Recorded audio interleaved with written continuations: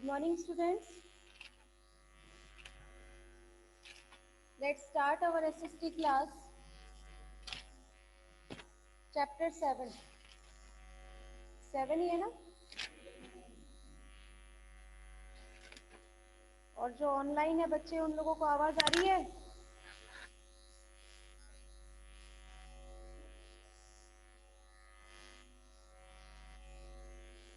आवाज आ रही है क्या मुस्कान? मैम आवाज धीरे ही आ रही है। धीरे ही आ रही है? हाँ माइक तो एकदम पास में है। मैम चलो देखते हैं। इसमें कल कंप्लीट किया था हमने, स्टार्टिंग का ही था शायद, है ना? Constitution of legislative council, page number 126। Constitution of legislative council. इससे पहले हमने लेजिस्लेटिव असेंबली के बारे में पढ़ा था और लेजिस्लेटिव काउंसिल विधानसभा और विधान परिषद हुई। ठीक है, तो legislative assembly has the right to recommend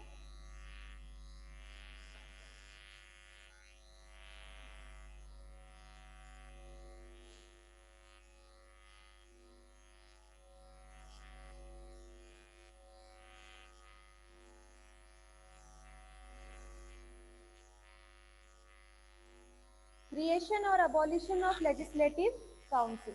कि लेजिस्लेटिव असेंबली जो है उसके पास ये राइट्स हैं कि वो लेजिस्लेटिव काउंसिल को कभी भी स्टार्ट कर सकता है और या फिर कभी भी उसके टाइम से पहले उसे खत्म कर सकता है, जैसा कि पावर हम लोकसभा और राज्यसभा के अंदर देखते हैं। Article 169 says that if a legislative assembly passes a proposal by two-third majority, कि अगर आर्टिकल 169 में दिया गया है कि अगर लेजिस्लेटिव असेंबली जो है वो अगर कोई भी प्रपोजल टू थर्ड मेजोरिटी से अगर पास करता है, present majority of the members present and voting, then the parliament will make the law for creation or abolition of legislative council in that state. किसी भी स्टेट के अंदर आर्टिकल 169 के according अगर लेजिस्लेटिव असेंबली के द्वारा कोई भी प्रपोजल दिया जाता है टू थर्ड मेजोरिटी से, तो वो लेजिस्लेटिव काउंसिल क्या है उसको रिजेक्ट नहीं कर सकता, उसे वो अप्रूवल मानना ही होगा। ठीक है, जैसा कि लोकसभा के अंदर हम देखते हैं कि अगर टू थर्ड मेजोरिटी से किसी भी लॉ को पास किया जाता है तो राज्यसभा के पास ये पावर नहीं है कि वो उसको रिजेक्ट कर सके। फिर इसके अंदर नंबर ऑफ मेंबर्स कितने हैं?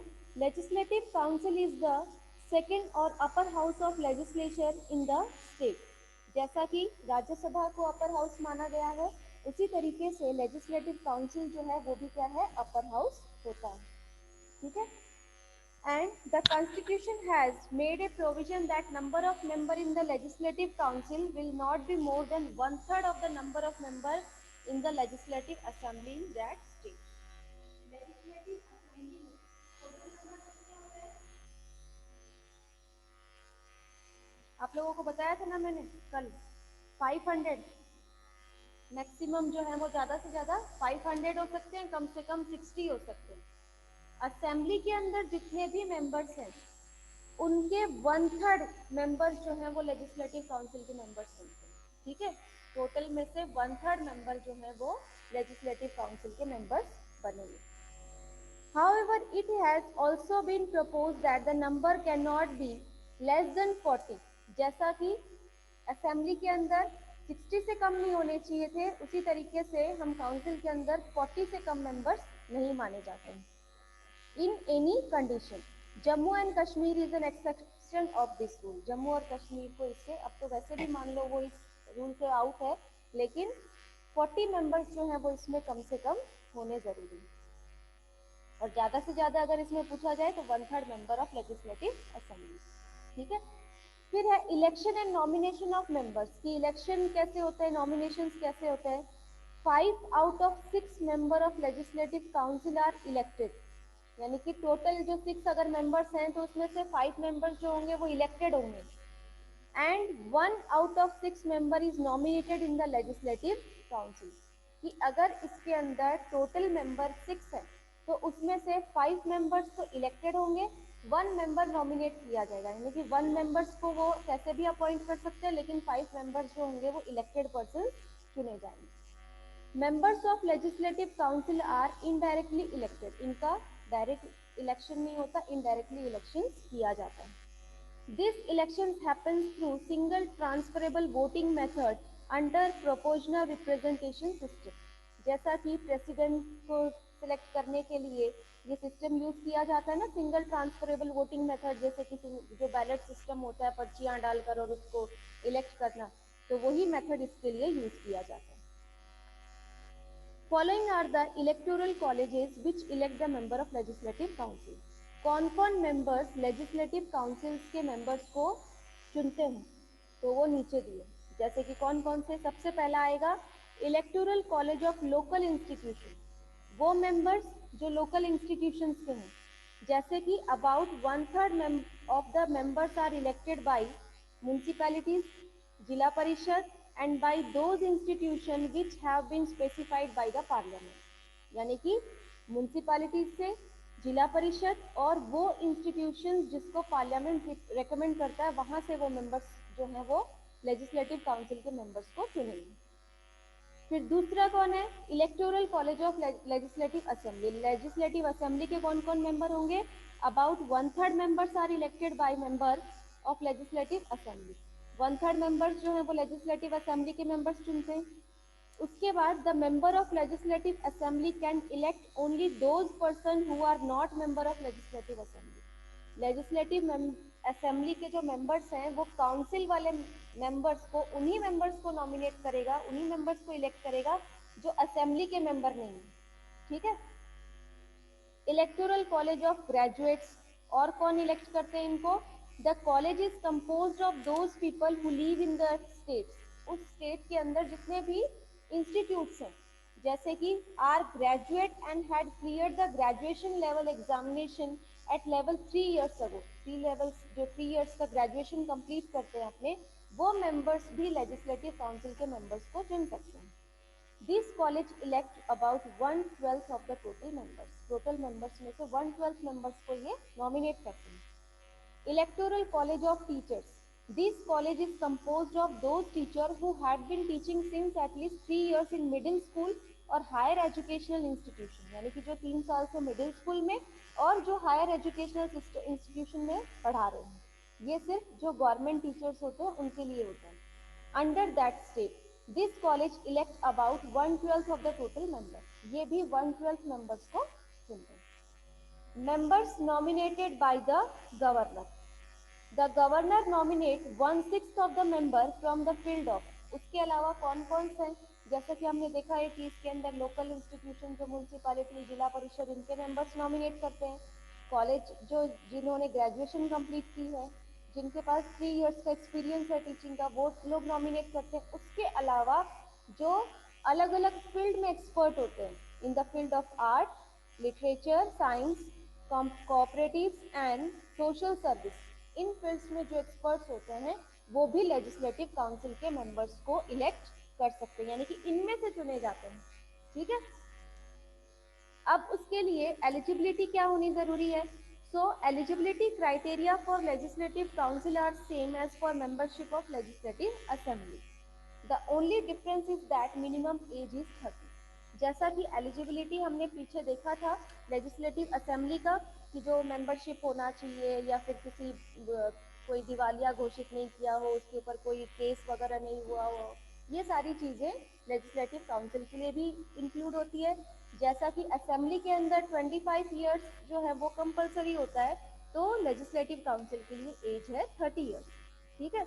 ये जितने भी एलिजिबिलिटी हम चाहे किसी भी प्रेसिडेंट को इलेक्ट करने के लिए देखेंगे, प्राइम मिनिस्टर को, लोकसभा, राज्यसभा के जो मेंबर्स हैं, सबके लिए यही सारी चीजें सेम होती है, डिफरेंस सिर्फ एज का होता है, ठीक है, वो आपको ध्यान में रखना है।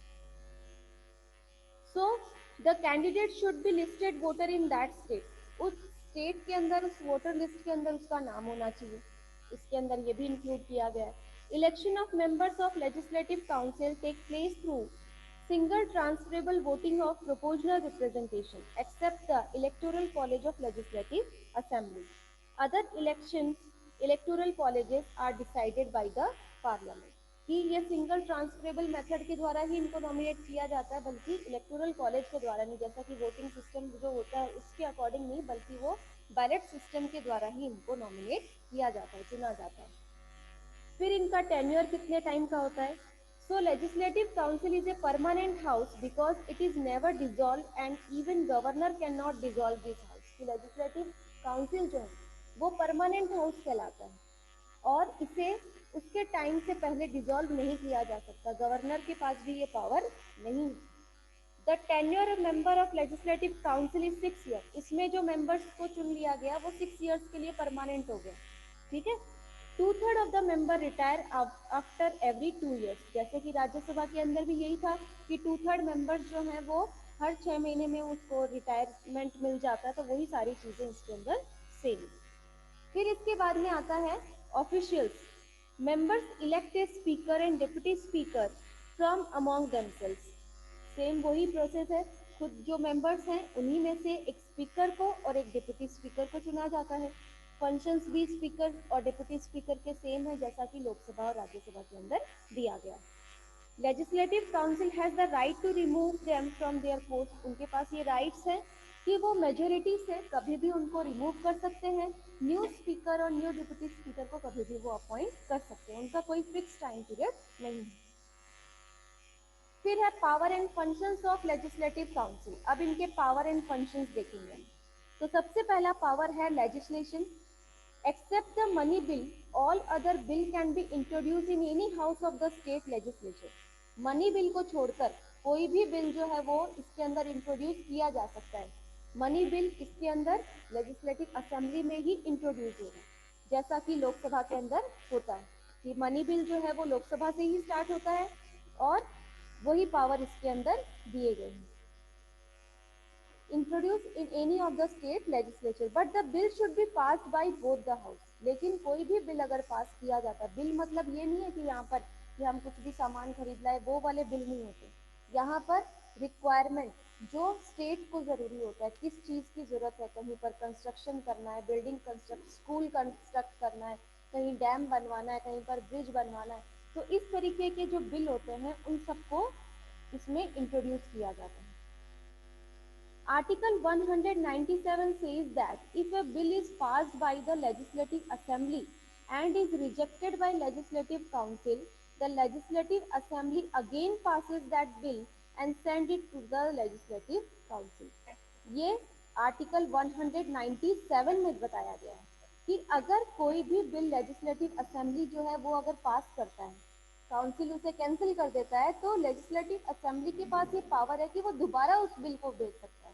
कि एक बार उसने वो बिल भेजा, उसने कैंसिल कर दिया, वो उसी बिल को दोबारा रीसेंड कर सकता है, ठीक है। Same process is applied when Legislative Council makes certain amendment to the bill or hold the bill up to 3 months after its passage from the Legislative Assembly. उसके असेंबली अगर उसको बिल भेज रहा है सेकेंड टाइम, तो वो उसको अपने पास 3 महीने तक रख सकता है। 3 महीने तक रखने के बाद वो उसमें कुछ चेंजमेंट करेगा और फिर उसे पास करना ही होगा, वो उसे रिजेक्ट नहीं कर सकता। If the Legislative Council again reject the bill or hold the bill for 1 month or make certain amendment to the bill which are not acceptable to the Legislative Assembly, then the bill is considered to be passed from the both houses. अगर वो 3 महीने से ज़्यादा उस bill को रख लेता है या फिर उसमें कोई चेंजमेंट नहीं कर रहा है या उसको रिजेक्ट कर रहा है, तो वो लेजिस्लेटिव असेंबली और काउंसिल दोनों ही तरफ से वो उस बिल को पास कर देता है ऑटोमेटिकली। आया समझ में? असेंबली कोई भी बिल पास करेगा उसके लिए वो क्या कर सकता है, पहले लेजिस्लेटिव असेंबली जो है वो काउंसिल में बिल भेजेगी, ठीक है। काउंसिल जो है वो उसे अपने पास 3 महीने तक रख सकता है, उसमें चेंजमेंट करना चाहे तो करे, अदरवाइज वो उसे रिजेक्ट कर सकता है या फिर वो पास कर सकता है। अगर वो उस बिल को रिजेक्ट कर देता है तो असेंबली के पास ये पावर है कि वो उसे दोबारा सेंड करेगा, और दोबारा सेंड करने के बाद में भी वो क्या करेगा, उसको 3 महीने तक अपने पास रखता है। 3 महीने से ज़्यादा अगर वो उसको अपने पास रखता है तो वो उस बिल को क्या होगा, ऑटोमेटिकली वो बिल पास ही माना जाएगा। ना तो वो रिजेक्ट करेगा तो भी वो पास माना जाएगा, और वो अगर उसमें अप्रूवल नहीं देता तो भी वो बिल पास हो जाएगा, ठीक है। Thus, legislative council can hold any normal bill to a maximum number of 4 months. तो किसी भी नॉर्मल बिल को काउंसिल जो वो अपने पास कितने दिन तक रख सकता है? 4 मंथ्स तक। Legislative council can not make a bill null, यानी कि वो उसे खारिज नहीं कर सकता, यानी कि उसको हटा नहीं सकता, ना ही उसे खत्म कर सकता है कि नहीं मैं इसको नहीं मानता हूँ इस चीज को, ऐसा उसके पास पावर नहीं। नेक्स्ट है फंक्शन रिलेटेड टू एग्जीक्यूटिव, कि एग्जीक्यूटिव पावर क्या है अब इसके पास में। तो member of legislative council can be A member of cabinet. Legislative council can control the cabinet through question proposal and debate, यानी कि जो मेंबर है लेजिस्लेटिव काउंसिल के, ये कैबिनेट के भी मेंबर्स कहलाते हैं, यानी कि जो मिनिस्टर्स होते हैं उनके हेड जो होंगे वो कैबिनेट कहलाता है, ठीक है, उनके मेंबर्स कहलाते हैं। लेजिस्लेटिव काउंसिल के पास ये पावर है कि वो जो मिनिस्टर्स हैं उन सब से क्वेश्चन कर सकता है, कोई प्रपोजल ले सकता है, या फिर उनके ऊपर कोई भी टॉपिक होगा उससे रिलेटेड वो डिबेट जो कर सकता है, यानी कि वाद विवाद जो चलता रहता है किसी भी टॉपिक को लेकर। But it has not right to remove the cabinet. Legislative council के पास ये पावर नहीं है कि वो किसी भी कैबिनेट को रिमूव कर दे उसके पोस्ट से। This right has only be given to legislative assembly. ये राइट्स किसके पास है? लेजिस्लेटिव असेंबली के पास, कि वो अपनी मेजोरिटी से किसी भी मिनिस्टर्स को उसके टाइम से पहले उसे हटा सकता है। फिर नेक्स्ट आता है financial work. The constitution clearly says that a money bill can only B introduce in legislative assembly, कि कोई भी मनी बिल है वो लेजिस्लेटिव असेंबली में ही इंट्रोड्यूस होगा and not in legislative council, council में नहीं होगा। When the legislative assembly passes a money bill and send it to the legislative council for recommendation, the legislative council can hold the bill up only up to 14 days। कि अगर कोई money bill जो introduce assembly में ही होगा, council में नहीं होगा, money bill अगर असेंबली जो है वो काउंसिल को भेजता है तो वो उसको अपने पास रख सकता है सिर्फ कितने दिन के लिए? 14 डेज के लिए। अदर बिल को वो रख सकता है 4 मंथ्स के लिए, मनी बिल को रखेगा वो सिर्फ 14 डेज के लिए। If it does not return the bill within 14 days, then the bill is considered to be passed by the both house। अगर 14 दिन के अंदर अगर वो रिटर्न नहीं करता है उस बिल को तो वो बिल पास माना जाता है, ठीक है। तो ये तो हो गए लेजिस्लेटिव काउंसिल, यानी कि हम देख रहे हैं कि जो काउंसिल है या राज्यसभा है उनके पास खुद का कुछ पावर नहीं है। जितने भी पावर्स हैं वो किसके पास होते हैं? लोअर हाउसेस के पास होते हैं, ठीक है। लेजिस्लेटिव असेंबली के पास है या फिर लोकसभा के पास है। दोनों में मेन चीज क्या है? मनी बिल इंट्रोड्यूस होंगे असेंबली में, लोकसभा में, ठीक है। टाइम पीरियड ध्यान में रखना है कि अगर मनी बिल लोकसभा भेज रहा है तो राज्यसभा उसको कितने दिन तक रख सकता है, असेंबली भेज रहा है तो काउंसिल उसको कितने दिन तक रख सकता है। अदर बिल लोकसभा भेजता है तो वो उसको कितने दिन तक रख सकता है, असेंबली से अगर भेजा जाता है तो वो कितने दिन। दोनों में सेम चीज क्या है, और कि अगर किसी भी बिल को वो अपने पास इतने टाइम तक रखता है तो क्या होगा? दोनों हाउसेस से वो बिल पास माना जाता है, ठीक है। उसमें फिर अप्रूवल की जरूरत नहीं होगी, ठीक है।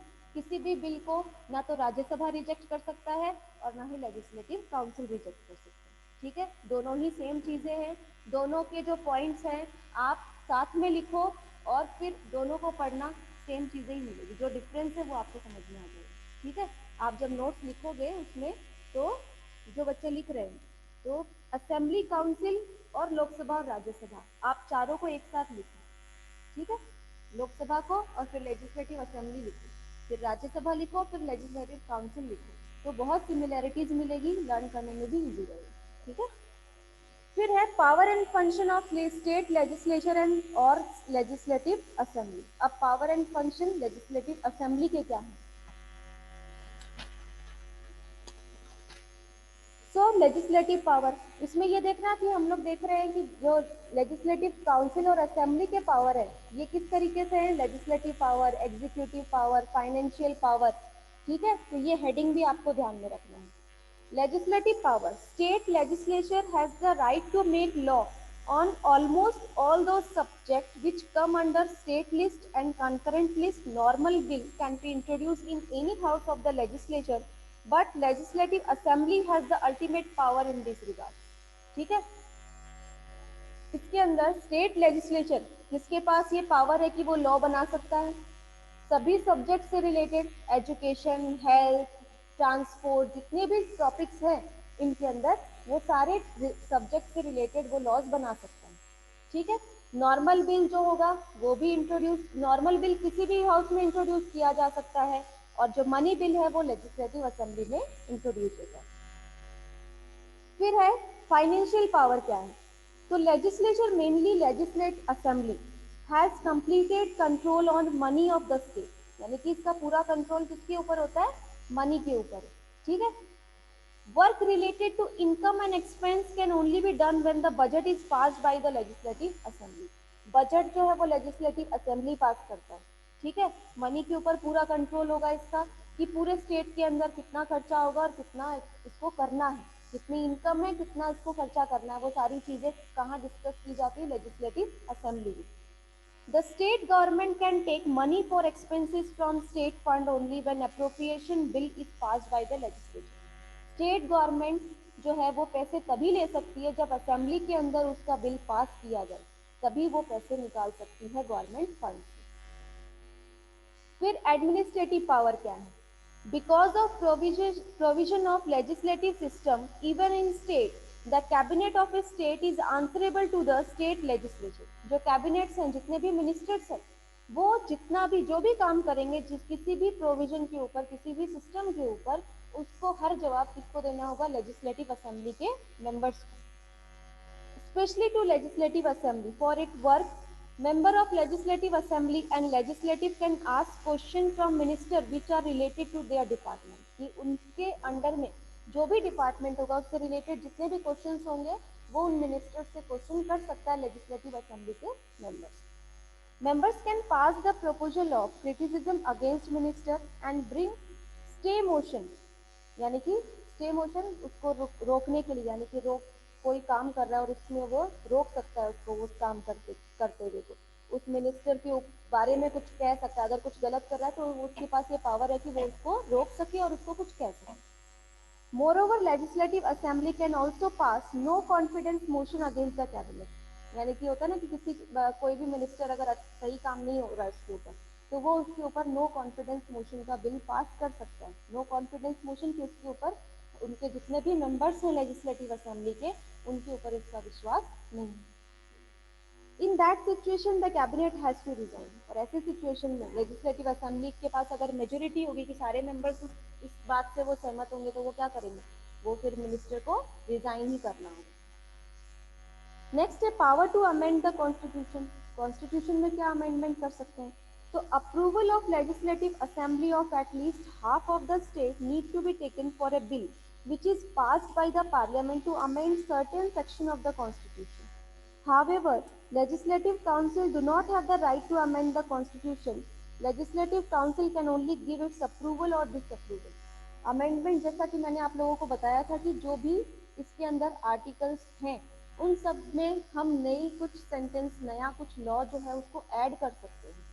तो इस तरीके के अमेंडमेंट में ये सिर्फ अपना डिसीजन, मतलब कि अपना जो सजेशन है वो दे सकता है कि हाँ ये सही है या गलत है, ये बता सकता है, उसमें कुछ नया जोड़ने का पावर इसके पास नहीं है। Election related power. Elected members of legislative assembly participate in the election for the president, कि प्रेसिडेंट के इलेक्शंस में लेजिस्लेटिव असेंबली के जो मेंबर्स हैं वो पार्टिसिपेट कर सकते हैं। नेक्स्ट है इसके अंदर process of formation of legislative council of Rajasthan and concurrent scenario, ये है ना इसमें।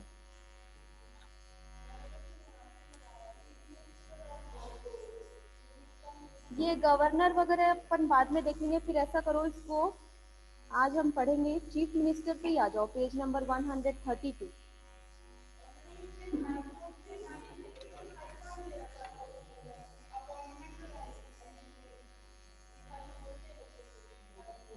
मैम, हाँ, मैम आप इसमें टिक नहीं लगाओगे क्या?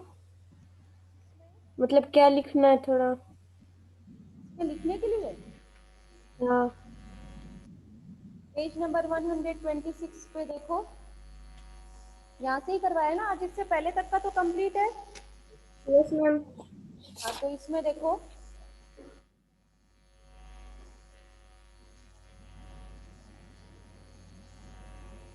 आर्टिकल 169 says, starting देखो constitution of legislative council, article 169 says that if a legislative assembly passes a proposal by 2/3 majority of the member present and voting, ये काउंसिल इन दैट स्टेट, यहाँ तक लास्ट तक आ जाएगा।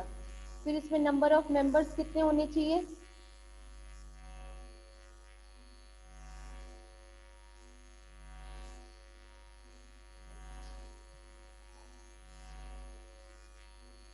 सेकेंड लाइन में, the constitution has made a provision that the number of member in the legislative council will not be more than 1/3 of the number of member in legislative assembly in that state,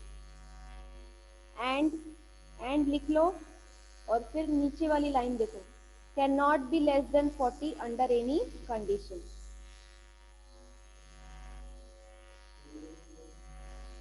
है। हाँ, can not. फिर election and nomination of members, second point, 5 out of 6 member of the legislative council are elected and 1 out of 6 member is nominated in the legislative council. Members of legislative council are indirectly elected. This election happen through single transferable voting method. Method तक कर लो इसको। फिर इसके बाद में following are the electoral college, यहाँ से इसमें कौन कौन से मेंबर्स हैं, ये पूरे 5 पॉइंट आपको देखने हैं। पॉइंट देखने मतलब पूरा, हाँ मैम मतलब इनका जो अंदर डेफिनेशन लिखी है वो भी लिखनी है ना? हाँ, वो सारी चीजें आएंगी इसमें। फिर इसमें एलिजिबिलिटी जो है वो आप असेंबली वाला लिख लेना, सिर्फ आपको चेंज करना है जो एज में चेंज करना है।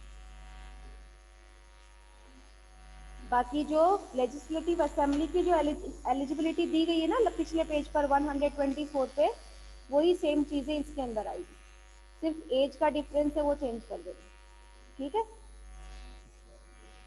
फिर इसका टेन्योर है, the tenure of member of legislative council is 6 years।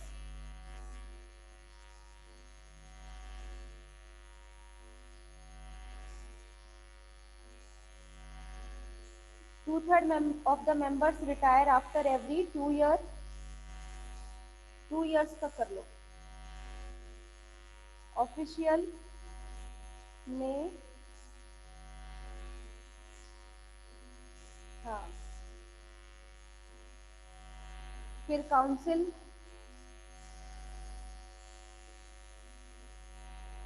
में सबसे पहले लेजिस्लेशन पावर,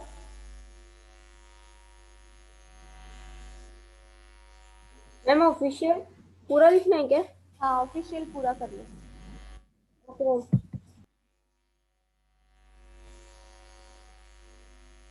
इसमें लेजिस्लेशन में आर्टिकल 197 से,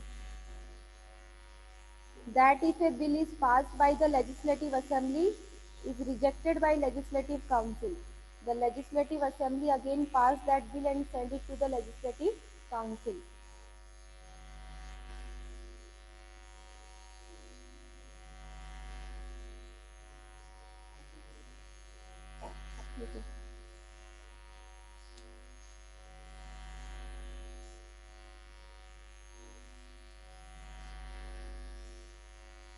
हाँ, इसको काउंसिल तक करो।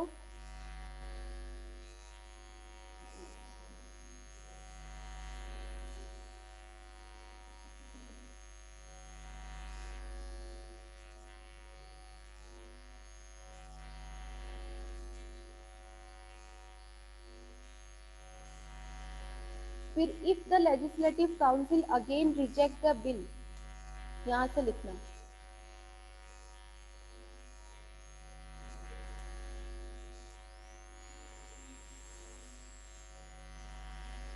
फोर मंथ्स तक, मैक्सिमम ऑफ 4 months।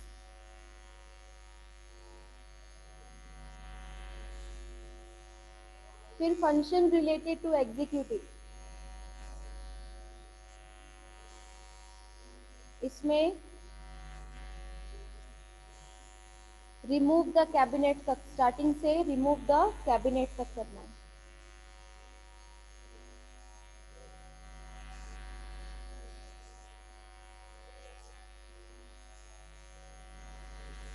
इसमें फाइनेंशियल वर्क जो है वो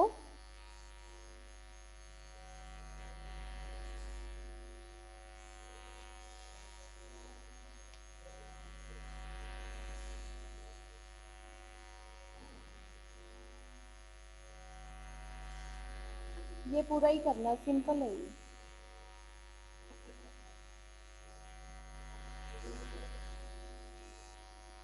तीन ही तो है लेजिस्लेटिव काउंसिल के पावर, लेजिस्लेटिव और एग्जीक्यूटिव और फाइनेंशियल। फिर लेजिस्लेटिव पावर असेंबली के देखो,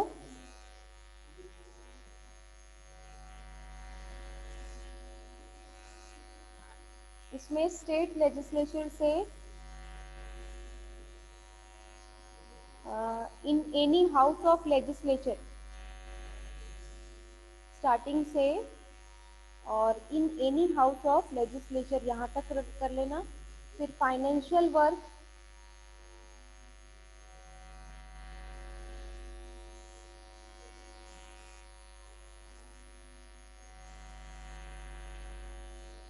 का थर्ड लाइन में लेजिस्लेटिव असेंबली तक स्टार्टिंग से लेकर। फिर एडमिनिस्ट्रेशन पावर,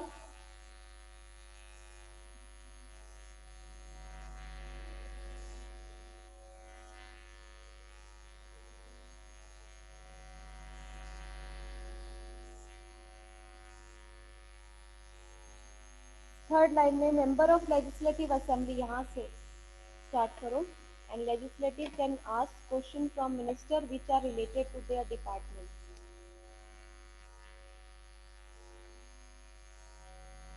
फिर last, legislative assembly can also pass no confidence motion against the cabinet. In that situation, the cabinet has to resign. फिर फोर,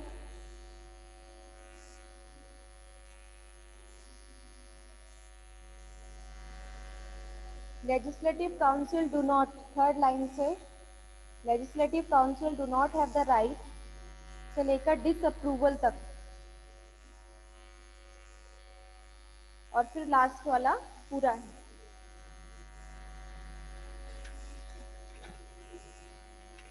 नेक्स्ट अब चीफ मिनिस्टर जो है वो कल करेंगे।